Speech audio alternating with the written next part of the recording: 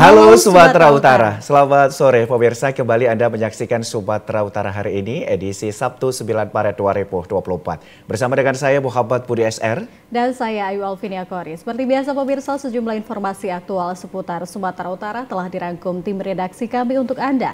Dan berikut Sumatera Utara hari ini selengkapnya.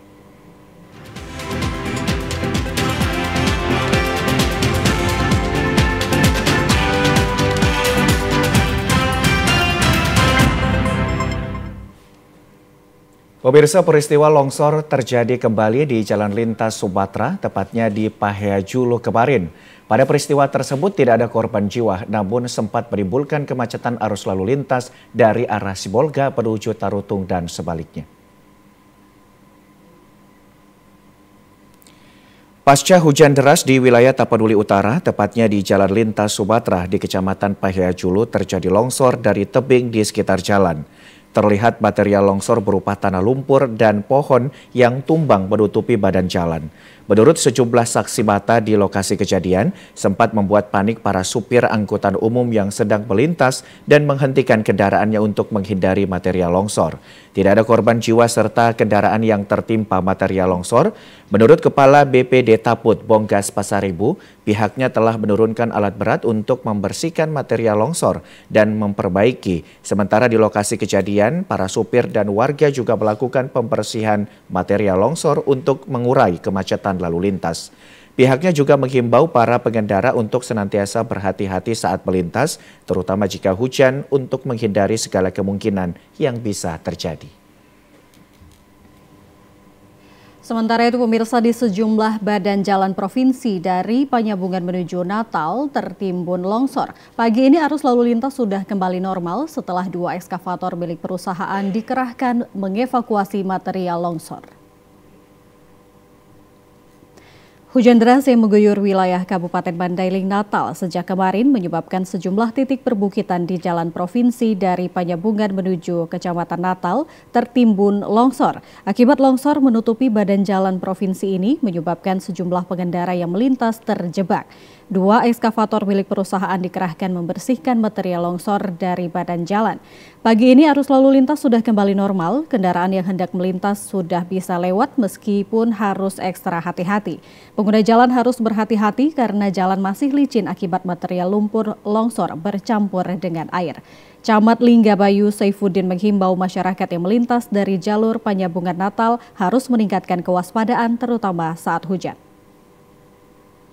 Longsor dan jalan antara Tapus dengan Pulau Padang, kejadian pada malam tadi jam 10, kira-kira jam 10, dan hari ini sudah selesai dikerjakan. Alhamdulillah sudah bisa dilewati oleh kendaraan roda 2 maupun roda 4, dibantu dengan perusahaan yang di sini, yaitu perusahaan Nakiat, 1 ekskavator, kemudian dari PT Karya Muda.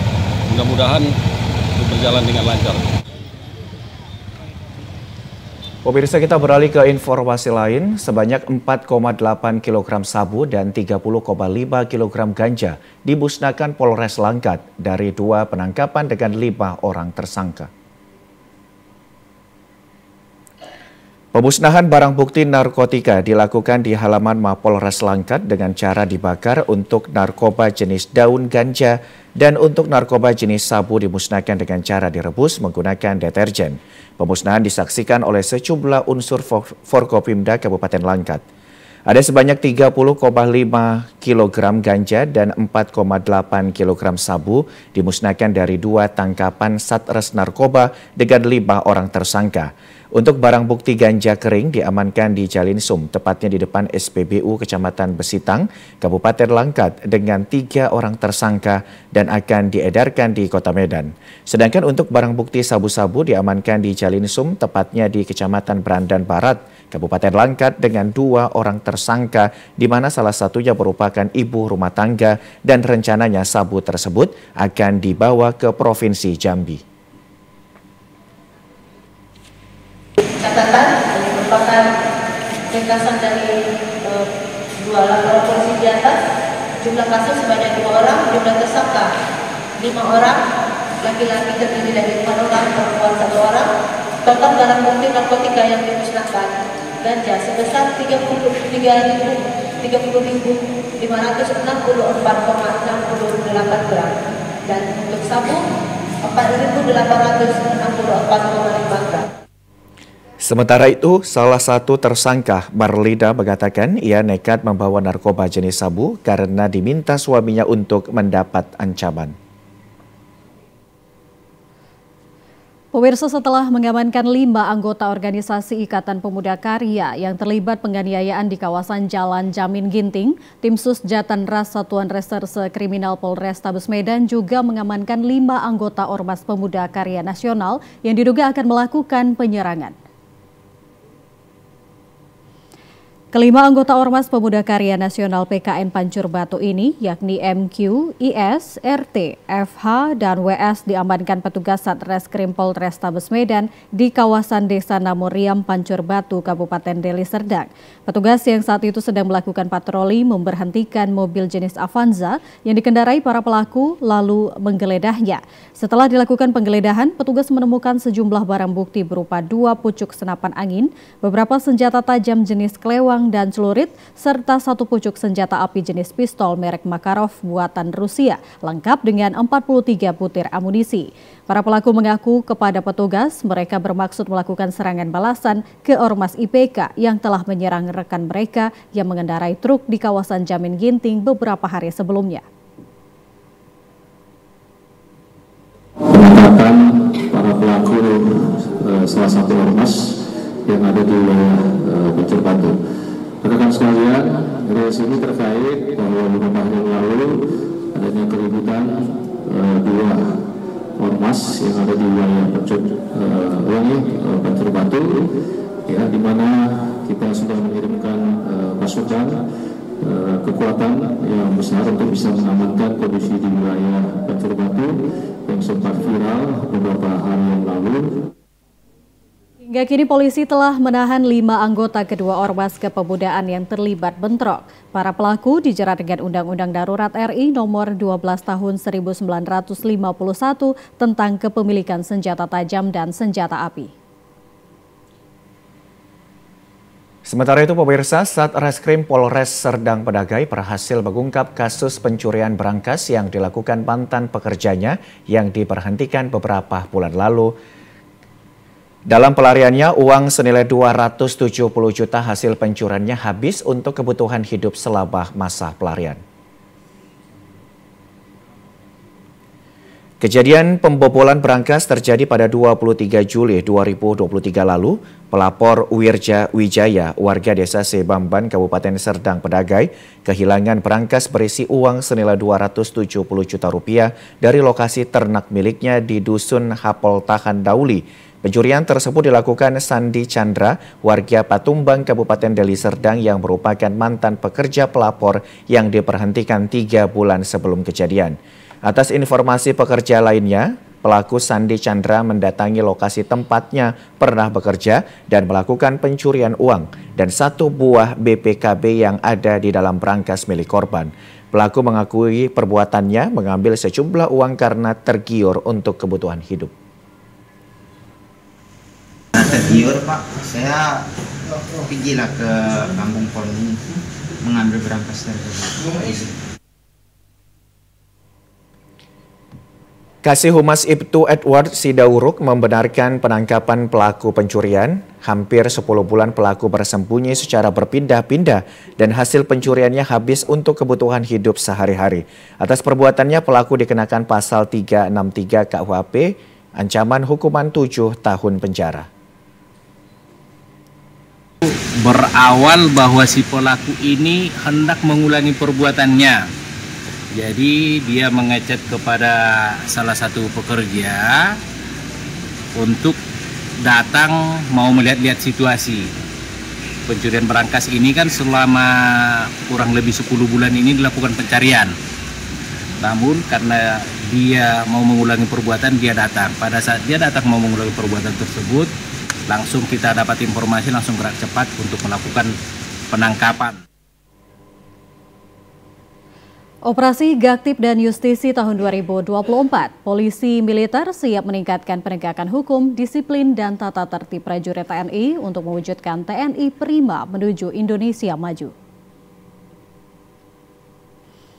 Sebagai dukungan pelaksanaan tugas dan fungsi kepolisian militer di lingkungan TNI, Komandan Komando Sektor 1 Medan, Marsikal Pertama TNI Toto Ginanto, memimpin langsung upacara Operasi Gaktib dan Justisi tahun 2024 di Kodam 1 Bukit Barisan, Jalan Gatot Subroto, Medan. Operasi Gaktib dan Justisi tahun 2024 ini merupakan program TNI Polri yang bertujuan untuk menegakkan kedisiplinan hukum kepada seluruh prajurit dan PNS.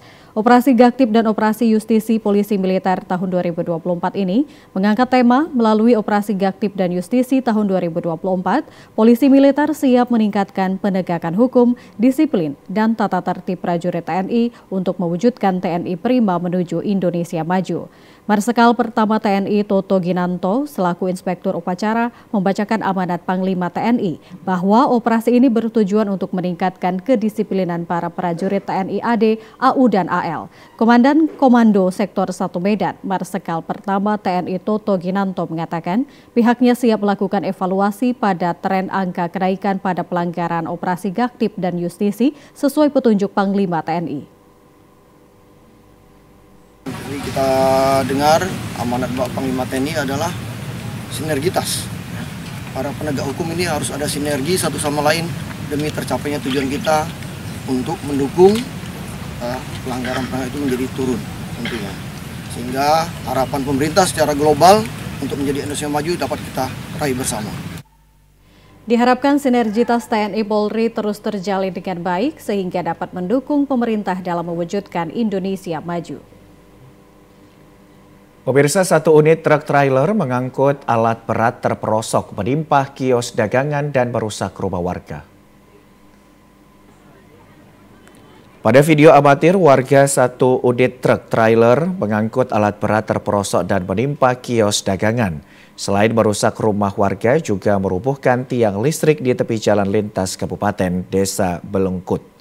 Berawal dari upaya supir truk yang akan melintasi jembatan dan berusaha menghindari tabrak belakang kendaraan di depannya. Tapi naas truk trailer tersebut mengalami remblong, kemudian terperosok dari badan jalan dan langsung menimpa kios dagangan, juga merusak rumah warga. Pemilik kios dagangan Rizky menjelaskan bermula saat truk trailer yang meluncur mundur setelah mengalami remblong di jembatan yang menanjak. Akibatnya tidak hanya kios dagangan miliknya yang mengalami rengsek tertimpa trailer, namun satu unit rumah warga juga mengalami rusak di bagian dinding depan dan atap. Di dalam jadinya barang-barangnya di dalam untuk jualan ya semua akan tumpah semua berantakan. Semua ya.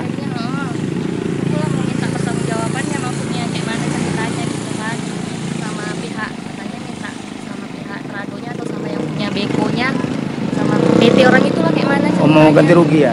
Ganti rugi kan. Karena kan memang besar juga ini, hancur loh dibuat kan. Iya. Sampai kayak gitu rata sama tanah. Kalau nggak bisa turun itu dekoran itu dari Trado karena posisinya kan merek. Tidak ada korban jiwa dalam kejadian kecelakaan tunggal tersebut. Kerugian mencapai puluhan juta rupiah. Kasus tersebut dalam penanganan Satlantas Polres Labuhan Batu. Akibat cuaca buruk yang melanda wilayah maritim Kepulauan Nias membuat hasil tangkapan nelayan hingga akhir pekan berkurang. Selama 3 hari berturut-turut, cuaca buruk berupa hujan deras disertai gelombang tinggi melanda seluruh daerah perairan di Kepulauan Nias. Selama cuaca buruk, banyak nelayan yang sedang melakukan aktivitas di tengah laut terpaksa menghentikan kegiatan mereka dan berlindung pada pulau-pulau terdekat. Setelah badai reda dan dirasa aman untuk berlayar, para nelayan kembali ke daratan karena takut cuaca buruk yang masih berpotensi terjadi yang dapat membahayakan nyawa. Akhirnya, banyak nelayan yang berasal dari kota Gunung Sitoli dan Pulau Nias tiba di kawasan tepian pantai tanpa hasil yang memuaskan. Salah seorang nelayan, Ama Yosef Telombanua, mengatakan hanya 2 hari mereka memancing ikan dalam sepekan, sehingga hasil tanggapan yang dibawa ke darat drastis menurun jumlahnya jika dibandingkan pada pekan lalu. Jenis ikan yang didapat yakni ikan tongkol. Kami nelayan sangat merasakan 3 hari ini berturut-turut angin dari timur turun. Jadi berdampak dengan penghasilan tangkapan yang kami dapatkan. Karena 3 hari itu kami tidak bisa melaut. Bisa digambarkan seperti apa hasil bila dibandingkan sebelumnya, Pak? Sebanding kalau sebenarnya udah setengah daripada nilai yang selama ini kami dapatkan. Itu berapa ton hari ini? Berapa fiber kita dapat? Kalau tonnya hanya sekitar 1,5 ton.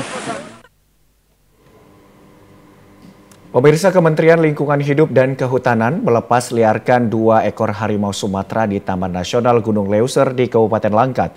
Pelepasan 2 ekor harimau Sumatera ini dilakukan oleh Menteri Lingkungan Hidup dan Kehutanan Siti Nurbaya.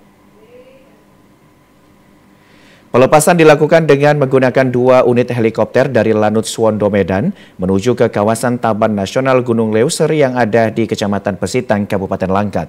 Adapun 2 harimau itu masing-masing bernama Ambar Goldschmidt, diperkirakan usia 5 dan 6 tahun, serta harimau Beru Situtung yang diperkirakan berusia 3-4 tahun.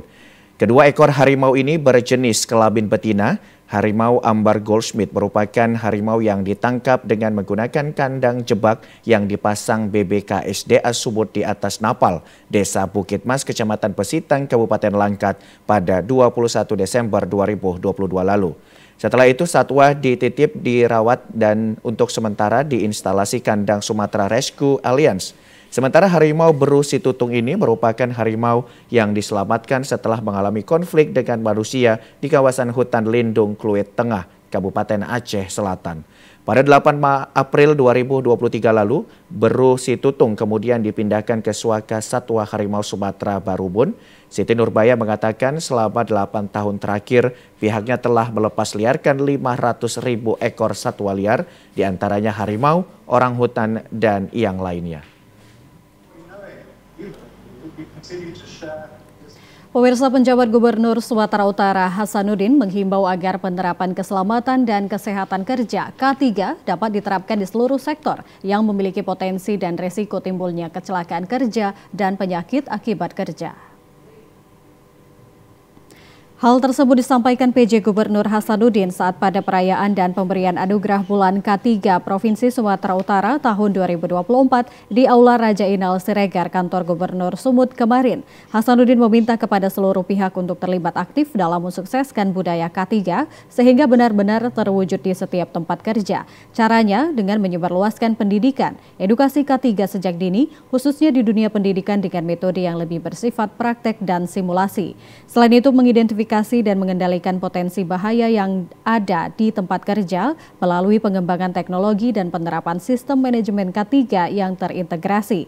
Memastikan seluruh pekerja mendapat jaminan sosial tenaga kerja melalui BPJS Ketenagakerjaan sehingga pekerja mendapatkan haknya jika terjadi kecelakaan kerja atau penyakit akibat kerja.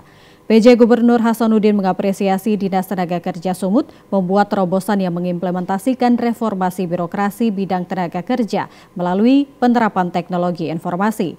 Hasanuddin dengan percaya diri menyebutkan inovasi baru di bidang ketenagakerjaan, utamanya sekaitan pengawasan K3 yang diinisiasi Disnaker Sumut tersebut segera dilaporkannya ke pemerintah pusat. Terus sekali ini saya terima kasih kepada Pak Ismail yang baru 1 minggu saya lantik menjadi Kepala Dinas Tenaga Kerja yang langsung mengimplementasikan dengan menerapkan teknologi. Nanti akan dijelaskan oleh Pak Ismail.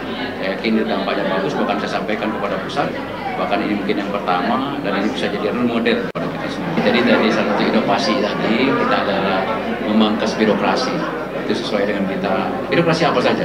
Mari kita lihat, saya katakan secara regulasinya dipelajari, namun manakala simpul-simpul itu bisa kita potong, akan mempercepat efektivitas dan efisiensi tentunya. Kadisnaker Sumut Ismail Sinaga mengakui bahwa terobosan yang digagas pihaknya lewat teknologi informasi tersebut bertujuan memangkas birokrasi, utamanya soal K3 terhadap para pekerja di segala sektor. Ismail mengungkapkan intinya mereka ingin mendekatkan pelayanan sehingga perusahaan-perusahaan yang ingin dilakukan pengawasan K3 tidak perlu lagi ke Medan untuk meminta dan mengurus berkas melalui UPT-UPT.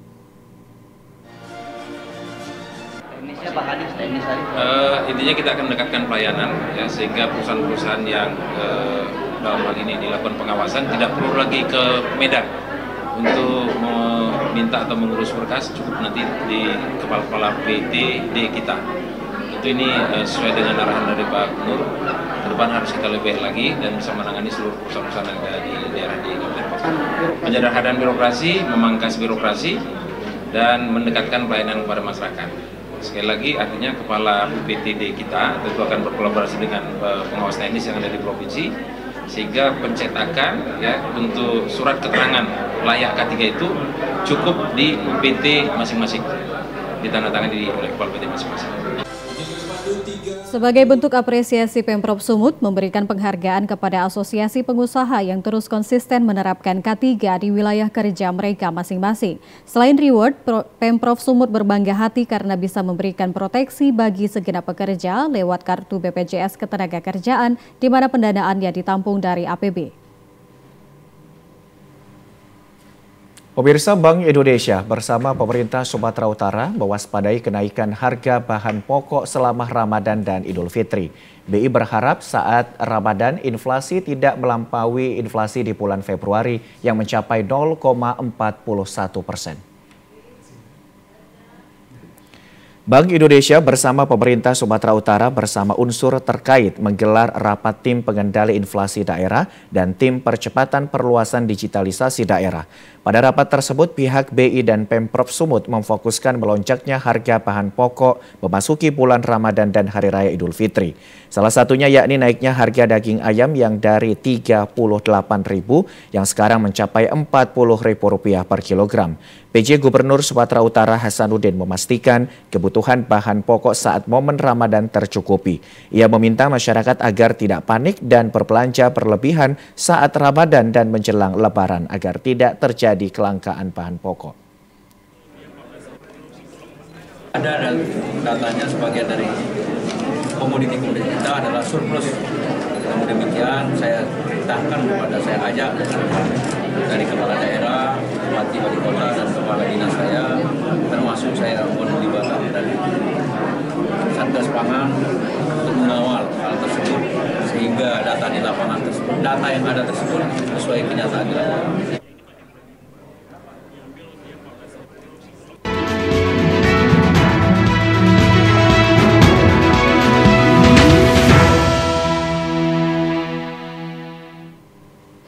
Pemirsa, hingga saat ini rekapitulasi penghitungan suara pemilu 2024 masih terus berlangsung di KPU Deli Serdang. Meskipun sudah dilakukan penambahan waktu hingga 10 Maret, namun sampai kini belum dapat dipastikan kapan rekapitulasi akan selesai.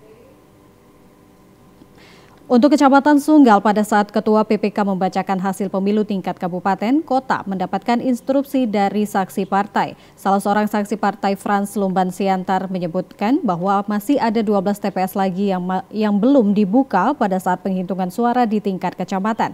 Namun karena faktor situasi yang tidak memungkinkan, maka Ketua PPK dan para saksi menyepakati 12 kotak suara yang belum dibuka akan dilakukan di tingkat kabupaten. Ternyata pada saat rapat pleno rekapitulasi di tingkat kabupaten tidak dilakukan. Hitungan terakhir nanti di rapat pleno terakhir ini untuk dihitung kembali. Jadi saya tidak terima ini. Saya kenal orang-orangnya ini semua, Ketua PPK dan anggota PPK Sunggal. Saya percaya pada mereka, tapi pada hari ini saya merasa dibohongi, sangat dibohongi. Dugaan kecurangan, ada penggelembungan suara kepada salah satu caleg dan ada pengurangan suara kepada caleg yang lain. Sementara itu, Ketua Bawaslu Deli Serdang Febiandi Ginting menanggapi adanya keberatan saksi partai tersebut. Belum ada membuat laporan tertulis kepada Bawaslu Deli Serdang. Jika memang ada hal-hal keberatan dari saksi, dapat melaporkannya dengan menyertakan bukti-bukti yang kuat. Proses rapat pleno rekapitulasi hasil penghitungan perolehan suara untuk Kecamatan Sunggal dilanjutkan dan mendapatkan pengawalan ketat dari pihak kepolisian Polresta Deli Serdang. Pemirsa, pasca pemilu serentak 2024, KPUD Toba telah membayarkan honor petugas KPPS yang mencapai 5,4 miliar rupiah. Pembayaran honor KPPS tersebut sudah dilakukan di Sekretaris Panitia Pemungutan Suara PPS di masing-masing desa atau kelurahan. Hal tersebut diungkapkan oleh Ketua KPUD Toba Sugar Fernando Sibarani saat dikonfirmasi di Sekretariat KPU Toba pada pagi tadi. Sesuai kebutuhan bahwa jumlah petugas KPPS di setiap TPS terdiri dari 7 orang, sementara total keseluruhan TPS di Kabupaten Toba sekitar 698 TPS. Maka total petugas KPPS sebanyak 4.886 orang. Maka total honor yang telah dibayarkan KPUD Toba mencapai 5,4 miliar rupiah. Besaran honor untuk petugas pada pemilu 2024 kali ini lebih tinggi daripada pemilu sebelumnya. Seperti honor petugas KPPS bervariasi yang terdiri dari ketua KPPS sebesar 1,2 juta rupiah dan untuk anggota KPPS 1 juta rupiah. Disebar pada 698 tempat pemungutan suara TPS di seluruh kota, Sugar menambahkan tidak ada pemotongan gaji terhadap KPPS yang bertugas. Pihak KPUD Toba juga menyampaikan terima kasih kepada masyarakat dan semua pihak yang telah terlibat dalam mensukseskan pemilu 2024. Sebelum dimulai pelaksanaan memang kita sudah melakukan koordinasi dan kerjasama dengan BPJS juga dengan pemerintah kabupaten. Jadi keseluruhan memang teman-teman badan ad hoc umumnya itu mereka itu sudah mempunyai BPJS ketenagakerjaan selain BPJS kesehatan kan. Nah ini tentu dalam rangka ketika ada terjadi sesuatu hal yang tidak diinginkan kepada teman-teman badan ad hoc dari BPJS ketenagakerjaan itu bisa menanggulangi terhadap yang bersangkutan. Menciptakan lingkungan hidup asri, sejuk dan sehat harus dimulai dari lingkungan yang paling kecil, yakni lingkungan rumah tinggal. Setiap orang bisa melakukan untuk rumah tinggal masing-masing, syaratnya hanya satu, ada kemauan untuk menciptakan lingkungan asri dan sehat. Seperti yang digagas tokoh masyarakat Sumatera Utara Burhanuddin SE yang melakukan kegiatan bersih-bersih lingkungan bersama warga, termasuk di dalamnya penataan dan perbaikan sarana dan prasarana jalan di lingkungan Kelambir 5 Gang Uncu Tanjung Gusta Medan. Kegiatan ini dianggap sebagai sarana menyambut bulan suci Ramadan dan dalam rangka mensucikan diri dengan membersihkan tempat ibadah dan lingkungan. Karena kalau semuanya bersih, masyarakat dapat melakukan ibadah puasa dengan nyaman, aman, dan juga tenang. Dikatakan Burhanuddin yang juga Ketua Umum Masjid Ar-Rauda serta Ketua Forko 5 Indonesia, kegiatan ini mendorong partisipasi aktif masyarakat dalam menjaga kebersihan lingkungan dan membangun kolaborasi yang kuat antara berbagai masyarakat dan pemerintah Kota Medan. Sebab keuntungannya sangat banyak dan tidak ternilai karena manusia yang berada pada lingkungan itu akan sehat dan sehat itu mahal harganya. Burhanuddin for Medan informasinya, insya Allah. Kalau memang itu sudah amanah dari Allah, yang pertama cita-cita saya yaitu Medan ini harus terbebas dari sampah. Karena sampah ini adalah persoalan yang krusial. Dan kedua banjir. Tapi visi misi yang tidak terlepas bahwa masyarakat Medan harus tidak lapar, pintar, dan kesehatan terjamin. Itu yang paling penting khusus Kota Medan. Islam itu mengajarkan bahwa kebersihan itu sebagian dari iman. Maka saya menghimbau kepada seluruh masyarakat Kota Medan khususnya, ayo mari kita mulai pada diri kita sendiri untuk menjaga lingkungan kita bebas dari sampah agar lebih asri, lebih adem seperti yang terlihat di Gang Uncu ini bahwa ada bunganya, tamannya, luar biasa. Semoga ini bisa di mana-mana terwujud. Kegiatan ini salah satu program Burhanuddin for Medan agar warga Kota Medan dapat menerapkan lingkungan yang bersih di rumah maupun di lingkungan sekitar dengan tujuan utama untuk meningkatkan kesadaran masyarakat tentang pentingnya menjaga lingkungan yang bersih dan lingkungan yang indah. Kegiatan ini mendapat apresiasi seorang warga Legiman yang mengatakan kegiatan ini sangat baik dilakukan dalam menciptakan lingkungan asri dan kebersihan lingkungan. Karena kegiatan ini tidak hanya membebaskan diri dari berbagai macam penyakit, juga memberikan edukasi tentang kesadaran masyarakat akan pentingnya kebersihan lingkungan. Kami seluruh warga Gang Uncu mengucapkan terima kasih kepada Bapak Burhanuddin yang telah berpartisipasi, menyokong, memberikan bantuan ataupun inspirasi untuk Gang Uncu. Nah, selama ini Gang Uncu termasuk biasa-biasa saja selama Bapak Burhanuddin tinggal di sini beberapa minggu, alhamdulillah berupa total pembenahannya terutama untuk kebersihan yang pertama, yang kedua untuk keindahan, yang ketiga supaya ini gang ini hijau atau bersih dan bebas dari narkoba, insya Allah. Pemirsa, memasuki bulan suci Ramadan, penceramah Profesor Amiruddin MS mengajak untuk memperbanyak amalan dan saling memaafkan atas berbagai kehilafan, di mana surga merindukan 4 golongan, yakni mereka yang membaca Al-Quran, menjaga lisan, bersedekah, dan berpuasa di bulan Ramadan. Hal tersebut terungkap pada syukuran dan silaturahim atas penerimaan anugerah gelar Datuk Seri Duta Paduka Raja dari Kesultanan Delhi, tokoh nasional Tun Dr. Haji Rahmat Shah.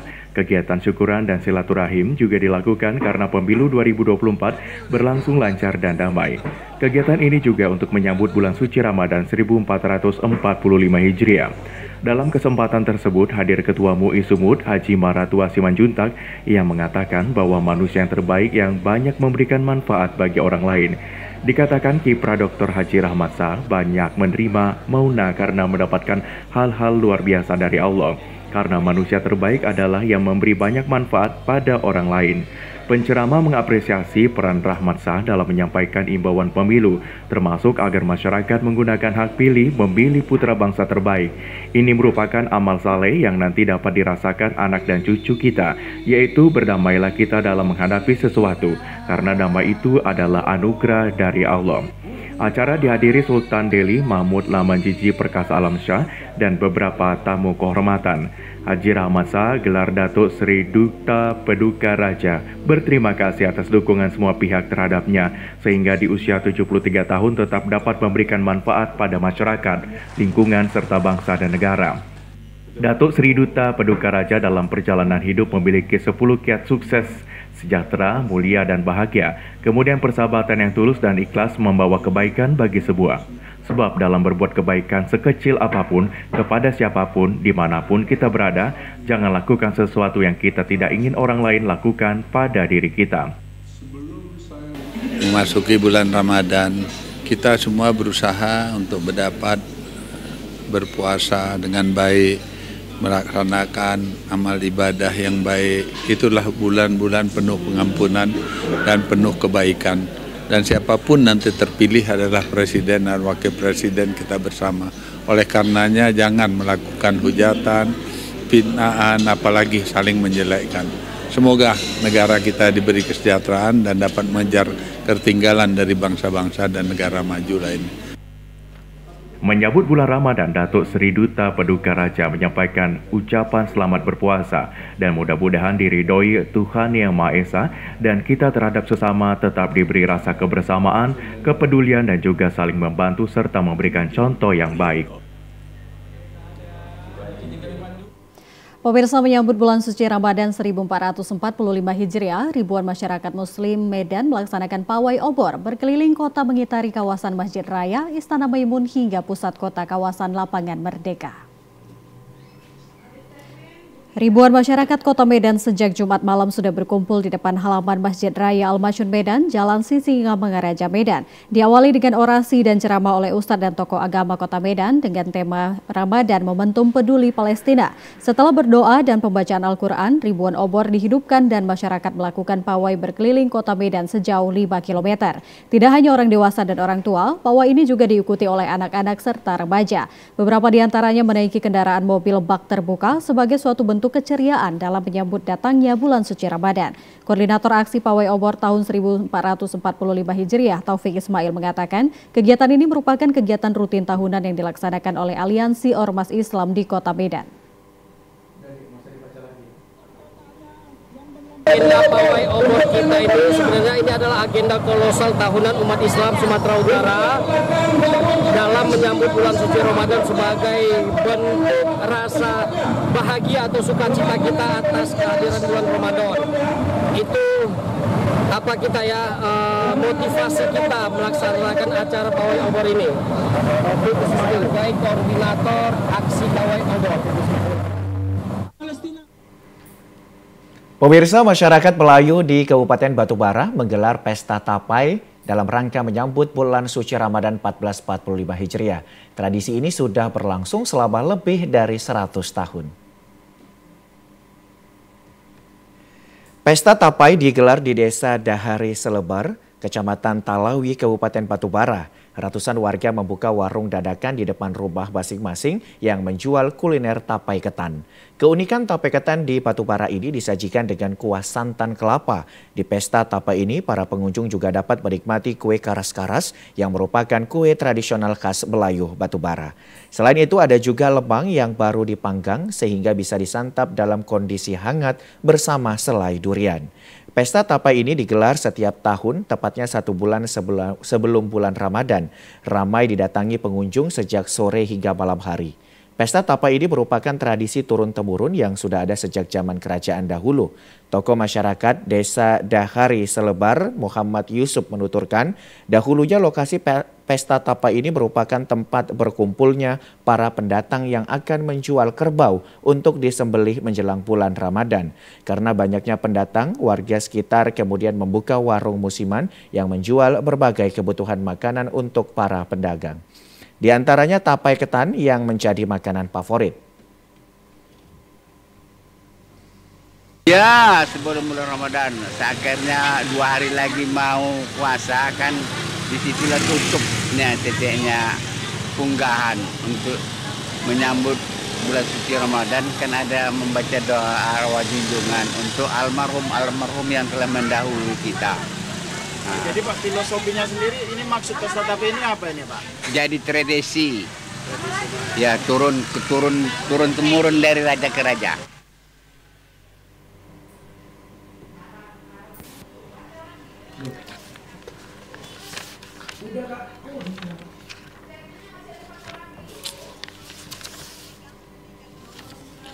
Para pengunjung yang datang ke pesta tapai berasal dari berbagai daerah di sekitar Batubara. Yanti misalnya yang sengaja datang dari kota Kisaran karena penasaran dengan pesta tapai. Jalan-jalan, mau nengok pesta tapai aja. Apa Bu yang menarik dari pesta tapai? Karena nggak pernah Bang, jadinya penasaran aja. Setelah datang Bu, pesannya apa nih? Mantap. Mantap. Beli apa aja hari ini? Beli lemang, beli tape, banyak lah. Musabaqah Tilawatil Quran Nasional tingkat Kecamatan Kabanjahe tahun 2024 dilaksanakan di Masjid Agung Kabupaten Karo. Diikuti 55 peserta putra dan putri, anak-anak, remaja, dan dewasa. MTQN tingkat Kecamatan Kabanjahe dihadiri Kakanmenak Kabupaten Karo, Kepala KUA Kabanjahe, PKM Masjid Agung, Pengajian Amanah dan Perangkat Kecamatan. Kakanmenak Dr. Mustapid berpesan kebersamaan dan kekompakan agar tetap dipertahankan untuk mencapai tujuan sesuai tema mewujudkan umat yang berkarakter Qurani, unggul dan harmoni dalam keragaman. Khususnya untuk generasi muda yang tidak hanya menguasai ilmu teknologi tapi juga ilmu agama, mengaji dan memanfaatkan Al-Quran untuk mencapai tujuan dan berprestasi. Jadikan Al-Quran sebagai ikhtiar kemaslahatan umat menuju masyarakat yang religius dan toleran. MTQN tingkat kecamatan tahun ini diikuti oleh kafilah perwakilan peserta dari desa dan kelurahan dengan total peserta 55 orang putra dan putri kategori anak-anak, remaja dan dewasa. Cabang perlombaan hanya tilawah Quran, kasih. Terantip Kantor Camat Kabanjahe Juris Tarigan menutup MTQN tingkat Kabanjahe mengatakan pemerintah kecamatan sangat mengapresiasi dan mendukung kegiatan ini sebagai sarana menjadikan generasi muda yang kreatif dan melakukan perubahan ke arah kebaikan. Kita berharap kegiatan MTQN ini dapat berlangsung setiap tahun dan Kecamatan Kabanjahe sangat mendukung kegiatan ini karena untuk pengembangan iman anak-anak kita. Kami harapkan apa yang sudah kita dapatkan hari ini dapat dibaca, diartikan dan diaplikasikan kepada masyarakat. Dengan demikian akan terjalin kerukunan umat beragama yang baik di Kabupaten Karo, khususnya di Kecamatan Kabanjahe. Pemirsa, ratusan kaum ibu yang tergabung dalam Persatuan Wanita Kristen Indonesia Sumatera Utara berkolaborasi dengan Ikatan Pengusaha Muslimah Indonesia IPB Sumut melaksanakan senam bersama dalam rangka menyambut bulan suci Ramadan 1445 Hijriah di lapangan Benteng Medan pagi tadi.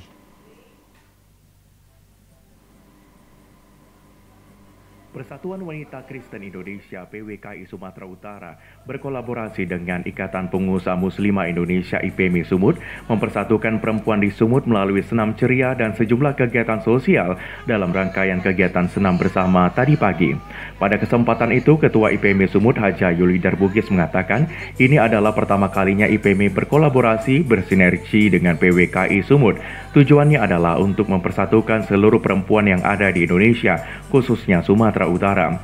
Melalui kegiatan-kegiatan ini nantinya perempuan bersatu bersama meningkatkan perekonomian karena perempuan mempunyai peran besar dalam pembangunan serta peningkatan ekonomi. Pada kegiatan senam ceria pagi tadi turut dihadiri tokoh masyarakat Sumatera Utara, Edi Ramayadi dan R.E. Nainggolan.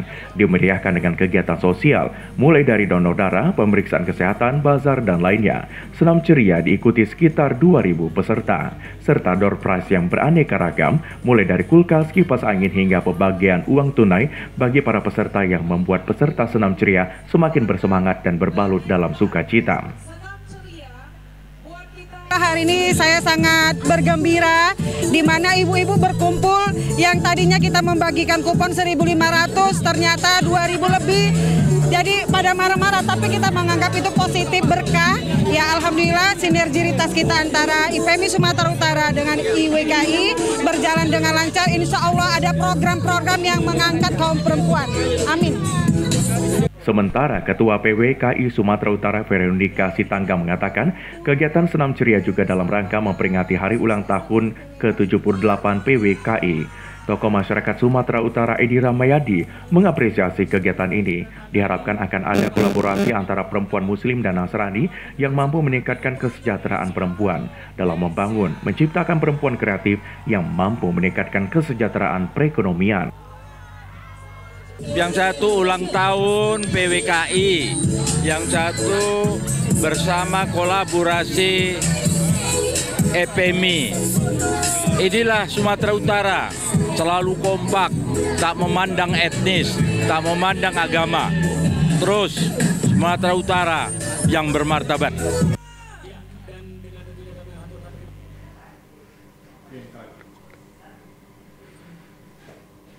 Pemirsa, berikut informasi perakiraan cuaca di sejumlah daerah di Sumatera Utara dari Badan Meteorologi, Klimatologi, dan Geofisika wilayah 1 Medan berlaku pada hari Minggu 10 Maret 2024.